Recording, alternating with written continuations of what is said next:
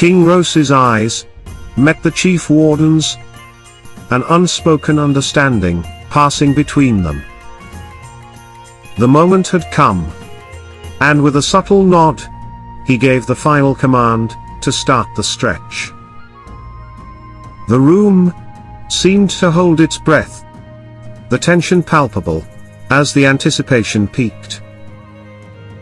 The true torment was about to begin, and everyone present knew that what followed would be a test of both body and soul.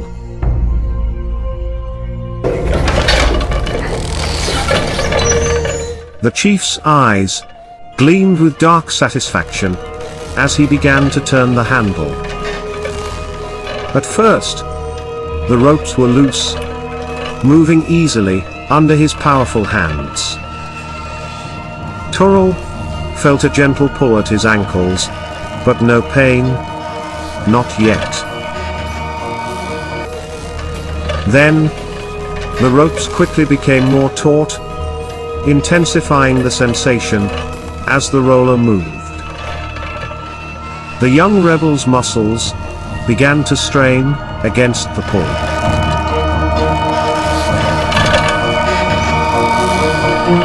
The king and the chief seemed to act in sinister harmony, their commands and movements synchronized for maximum effect.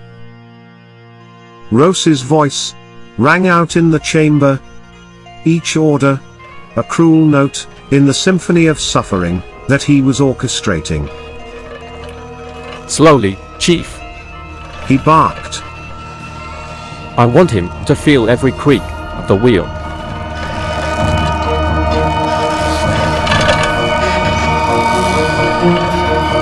The sinewy prisoner's wrists were first to feel the strain, shackled and chained, pulling against the unforgiving metal rings as the ropes tightened. The cruel pull began to travel up his arms, the powerful muscles flexing and straining against an unyielding force. His shoulders were next, the joints creaking and protesting as they were forced to bear the growing tension. The sinews twisted and stretched, pulled in a direction they were never meant to go.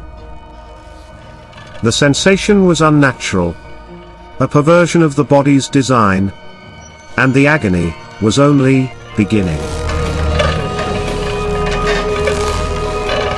Turul's chest heaved, the pectoral muscles tensed and pulled to their limits as the rack continued its relentless work. His ribcage felt like it might crack, the bones and muscles working against each other in a terrible battle.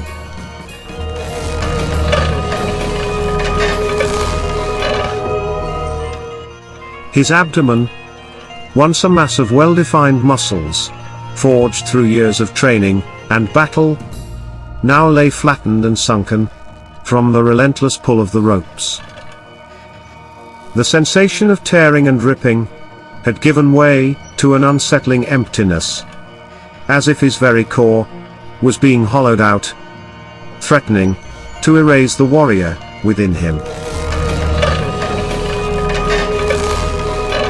The rack's pull continued to travel along his lower body, lay flat and taut, stretched out horizontally against the table. The powerful muscles of his thighs trembled under strain, the fibers threatening to snap as the roller turned. His ankles in the spreader, too, felt the pull, the joints straining the bones grinding against each other. The pain was indescribable, a torment that seemed to reach into his very soul. The chief warden's hands clung to the wooden handle, his knuckles whitening under the strain. His muscles quivered under the exertion as he applied extra force to overcome the resistance of the tightrope and the muscular physique. He had to use every bit of his strength to maintain the tension. The room was filled with the unsettling sounds of the wheel, echoing the immense pressure exerted on the prisoner's body.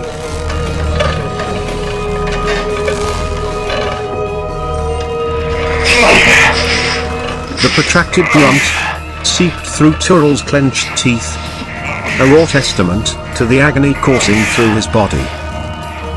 Despite his legendary ability to withstand pain, this more extended vocalization signaled extreme discomfort, almost as if each elongated note captured the incremental stretching of his muscles and tendons.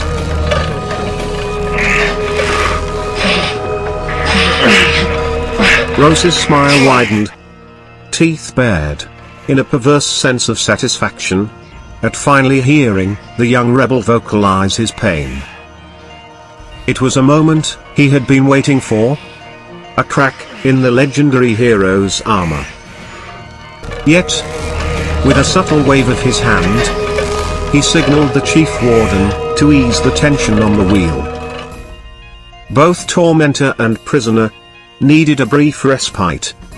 He had no intention of allowing Turul the relief of unconsciousness just yet.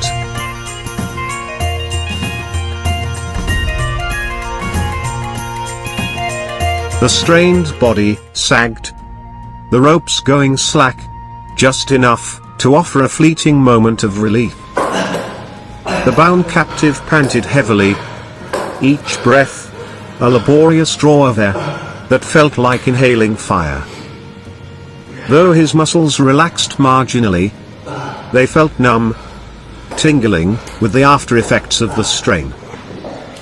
The brief respite was hardly enough to recover, but it did provide a moment to brace himself for the next cruel turn of the wheel.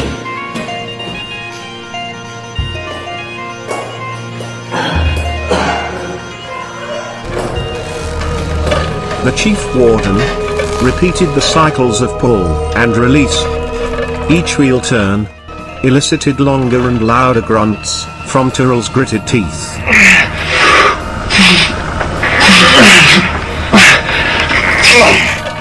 His movements were methodical, a deliberate pacing designed to maximize his prisoner's torment.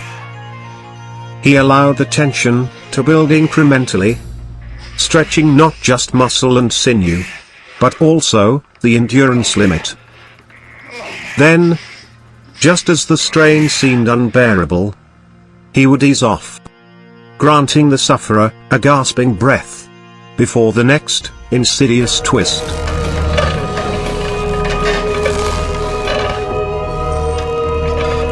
Turul's muscles, already stretched to their limits, began to quiver and shake, the fibers threatening to tear.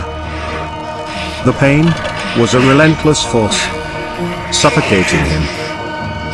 His head dangled awkwardly off the table's edge, making everything worse. His face turned dark red from the strain and pooled blood, his neck muscles straining. Eyes shut tight, and teeth gritted, he fought to keep the screams at bay.